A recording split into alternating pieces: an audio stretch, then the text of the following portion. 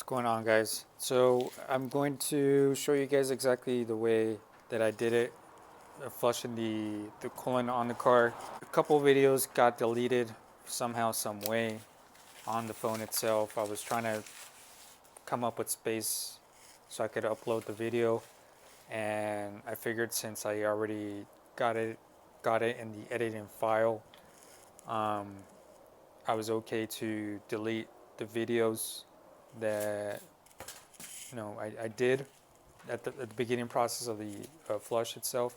And when I did, um, the video editing part of this section also got deleted. So I'm just gonna run through you guys exactly what should you expect on flushing the coolant itself, followed by the second, third, and fourth flush. So the first flush is not going to be on the upload, but I'll give you a quick showdown of exactly what to expect. So a couple of things you could do. You could either take out the fan shroud by removing one bolt right there, and the other bolt right here, and then taking off this line right here that's part of the air injection pump right there.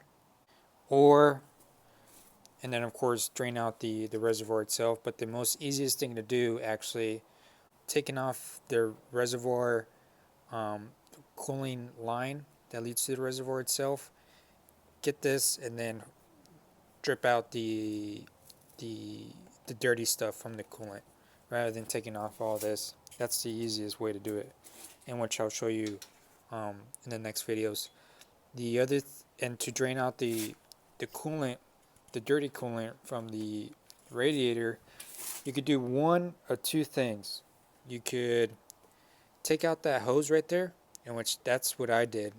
And the reason why I did is because I believe the previous owner, and it does definitely seem like it, put in like a treatment to clog up some leak that I had on some type of the cooling system itself. It had a leak somehow, some way, at some point in time. So he added it's an additive, so you could see some sparkles on it, some type of aluminum or whatever it is that'll seal the leak.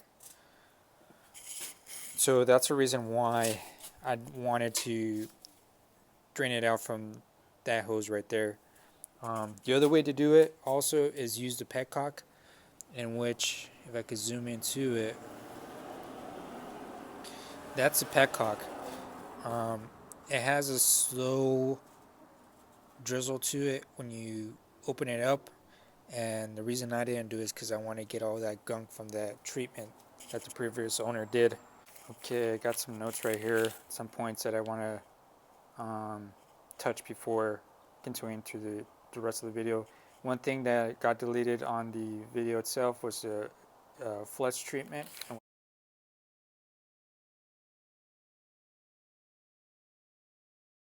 post a picture exactly what I used.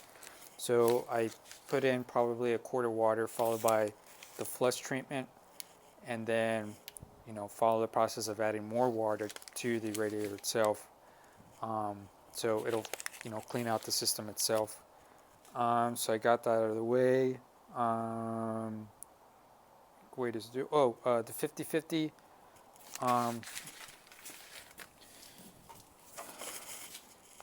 This stuff, don't add water to it. I did not, when it came to the final adding of the coolant itself, I did not add water. So there's some stuff that you do add water, and I don't think there's actually for the Toyota coolant, I don't think there's an antifreeze that you do add water. It's mostly for universal stuff. So this stuff, since it's quite pricey, it comes right out of the box. Don't do anything. If you look at the owner's manual also, it'll say that's hybrid organic acid technology. It has to have a super extended life formula, in which the owner manual states, and silicate and bore free. So that's something that it's defined on the owner's manual for the 2ZZ, and I'll post a picture of that too. and you guys could find a link online also through Toyota.com, and you could download it as a PDF, and it'll give you other points also on the car itself. Other things that I'm gonna do for the car itself that's coming up in other uploads is spark plug changes. I'm gonna do that also on the car. I'm gonna change the spark plugs on that, and I did my shopping on rockauto.com. I got them for $5. Platinum iridium, I believe it is, something with iridium. I got them for $5, and O'Reilly says them for like $9 a piece, so $40. So for $5, I got them for $24 of shipping, so $25. So I saved myself $15 out the door. So I did that. And lastly, what I want to point out too is the funnel that I got itself to fill up the coolant on the car. It's called the spill-proof funnel kit, and it comes with various adapters for various cars, as you can see. But the one that that's adapted to the Corolla is this blue color-coded adapter itself. So another thing you want to invest in. I got it for $24 online at Amazon, and if you go to O'Reilly's itself, you'll probably get it. Well, not probably, I actually did see it myself, or AutoZone. They run for $40 itself.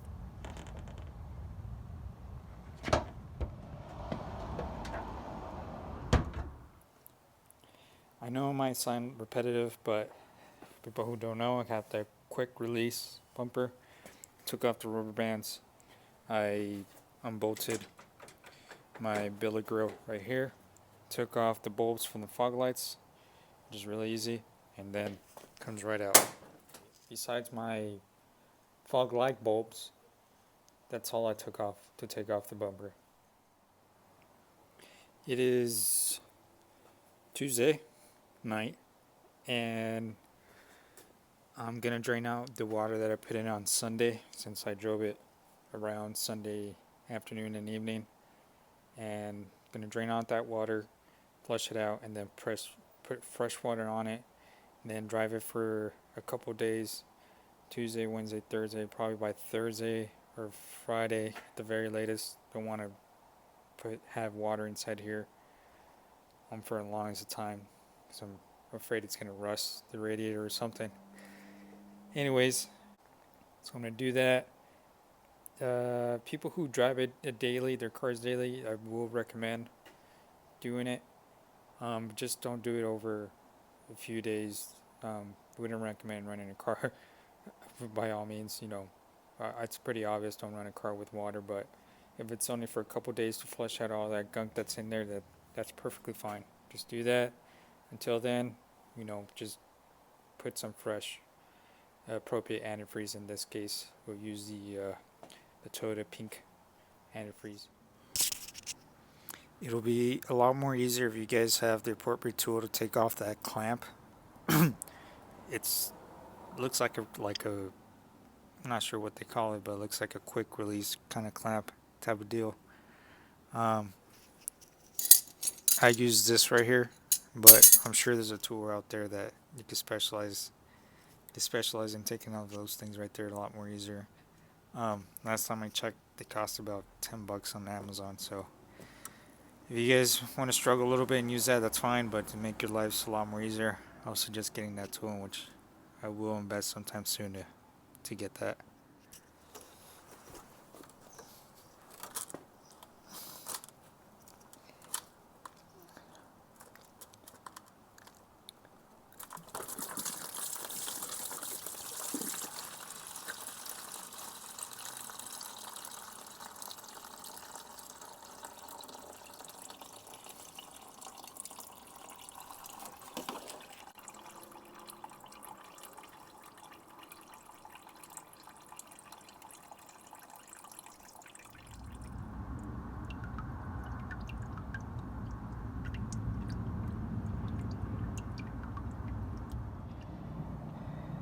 So that's all the water that I got out, and just bear with me.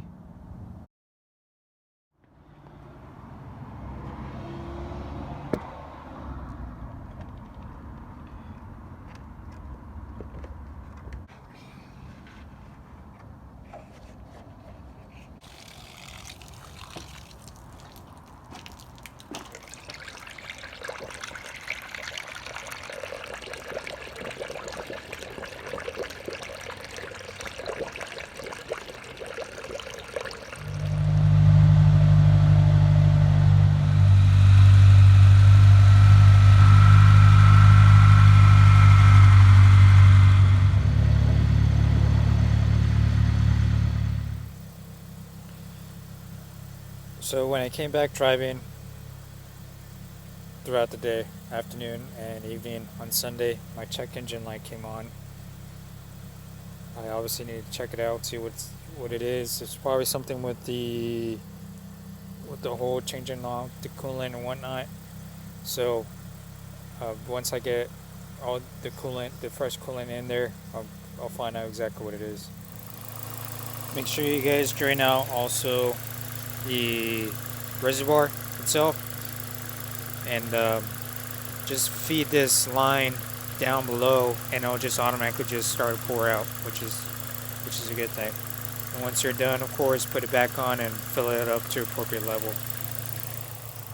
Alright guys, so it's starting to bubble, which is a good thing. One thing I want to, it's a total different subject, but I realized that I have some sprinkles. The radiator fluid itself that it's leaking out, it has some sparkle to it. And which I know that on the car itself, you have a VIN number there, and then a VIN number on the doors, a VIN number on every panel, except for that one. That one doesn't have a VIN number. And of course, I got a VIN number on the frame. I found it right here. So it makes me question if the car was in an accident previously. I definitely will check up on that, get a Carfax, and let you guys know exactly what's going on. And sometimes when people get into accidents, they won't report it, and they're fixing themselves and whatnot, so it might be something that might not show up, or maybe it will show up. I'll let you guys know about that and catch up with you guys about that. Stir up the foam a little bit, so I believe that's part of the cleaning agent, so you can go back in there. Check your temps, which is good.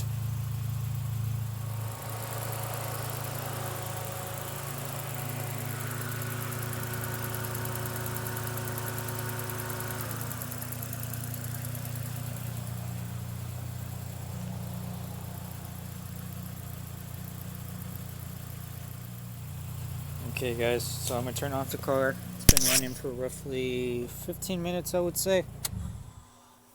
So we'll turn it off. Okay, so the second rinse took me roughly about an hour. I was struggling with the clamp. Could be faster, but I got home like around 6. It is now 8:12. So, and then I had dinner also, and I BS'd around on the phone itself. It's about 2 hours, but it should be faster if you're not, BSing around. But at the same time, I had dinner in between, get a little bit of rest. But if I were to say how long it would take if you're hustling it, should take it about 45 minutes, 40 minutes itself. So second round of flushing it will be 40 minutes, and I'll do a third one either not tomorrow, but tomorrow's Wednesday, Thursday. I'll do it Thursday, and then do a final inspection on the water itself on Friday and see if it's good to go. I want it to be almost perfectly clear so I could have the good stuff inside there, so we'll see how it goes.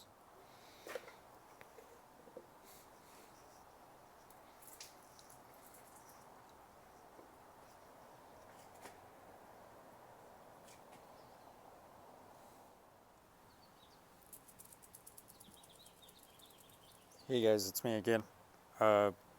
Wednesday after work, so we'll go back at it.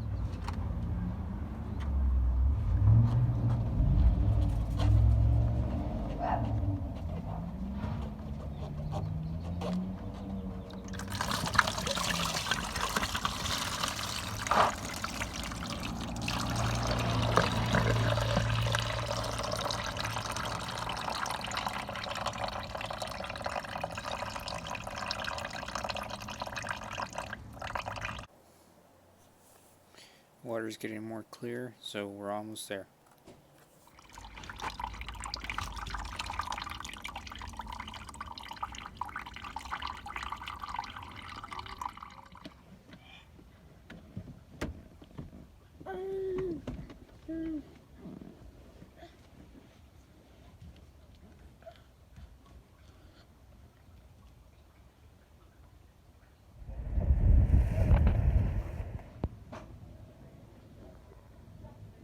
You know, it's fascinating. It blows my mind that O'Reilly sells you stuff for like double the price of whatever the hell you're getting. I just don't see why they try to market that. I mean, sure enough, people need their parts at the end of the day. They need their cars running and whatnot. Shops will order through them and get the price, but I just don't see myself going into O'Reilly's anymore or AutoZone and getting parts. It's just so damn expensive nowadays. You go to Rock Auto, you go to Amazon, eBay. Nobody wants to go to eBay and shop for parts because it's just crap made in China stuff and bogus and whatnot. But it's just interesting knowing that Walmart, out of all places, Walmart has decent stuff, pretty good stuff, and some stuff that you could use and benefit from. In this case, I got antifreeze. You know, I like to get my oil there too, and it's really, really cheap too.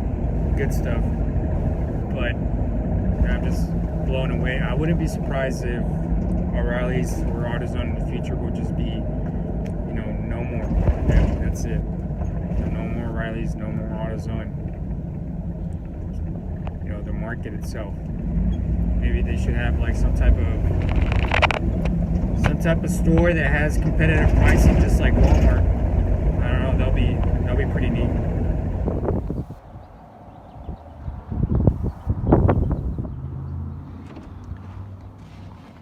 These things are pretty cool. They have like a locking mechanism in which you can see, let's see right here, those ribs right there. So they lock in tight as soon as you start pinching it. That's as far as I could go actually on this, because you have that thing right there that doesn't let it go any more further from snapping to the next lock. But you could basically move it around too, so it's pretty cool. I got it for roughly $12-13 on Amazon. I got another one of these, but it's a smaller version. Since this is a bigger clamp, I used the bigger device here. And you don't have to struggle at all, so I find it really neat. Good investment. Recommend it for you guys to get it too. And just, you know, it makes life a lot more easier to put in the clamp itself. So these are the small ones, and these are the big ones.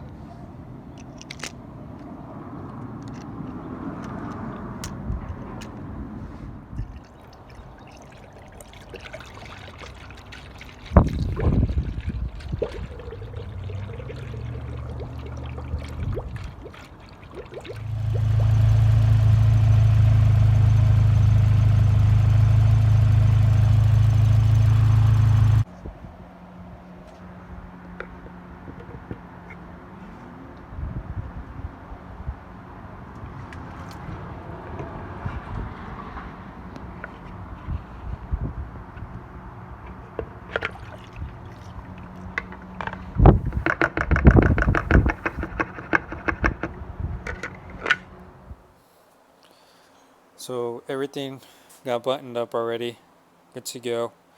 I filled up the reservoir. So what I basically did was use this tub right here, put it, you know, it'll dangle around, so you gotta multitask, hold it, and then pour the coolant onto there. So you fill it up, and it's a little bit hard to see exactly if you filled up the reservoir or not, but the way to do it is actually just move it around just a bit. I'm not sure if you guys could see that. You gotta shine a light to it, so use your flashlight on your phone or just a regular flashlight, and you'll see the coolant moving around. So you fill it up, connect that, and you know, drive it around, of course, and double check up on it for, you know, the next day or a couple days and see how the coolant goes. Funny enough, I used exactly 1 gallon of coolant, and I was contemplating whether to get another half gallon of coolant, since they were using also they were selling half gallon coolants also for $6. But me being me, I just decided to get a gallon, see if where exactly it would lead me to, and it definitely, you know, did the job of running through the whole system after, you know, running the car 20-25 minutes, double checking everything, burping it up. So you burp the system, and once you do, lastly you fill up the coolant reservoir, in which I did already, and drive it around and see how it goes. And I'm sure now it's a peace of mind knowing that it has the right stuff. So it turned out pretty good.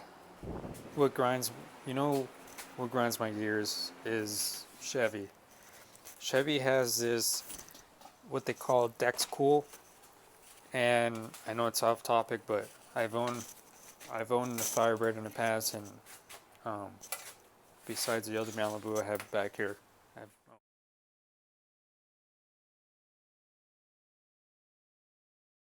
another Malibu from somebody else. But anyways, that's cool. If you mix the wrong stuff into it, it'll sludge up. I used to have a Firebird, and I've noticed when I was checking up on the coolant, that's the sludging on the car was something new to me. So I thought there was something wrong with the car. But I hate how Chevy decided to make Dexco because you got to use the right stuff. If you don't use the right stuff, it'll sludge up. So I just think it's an idiotic way of.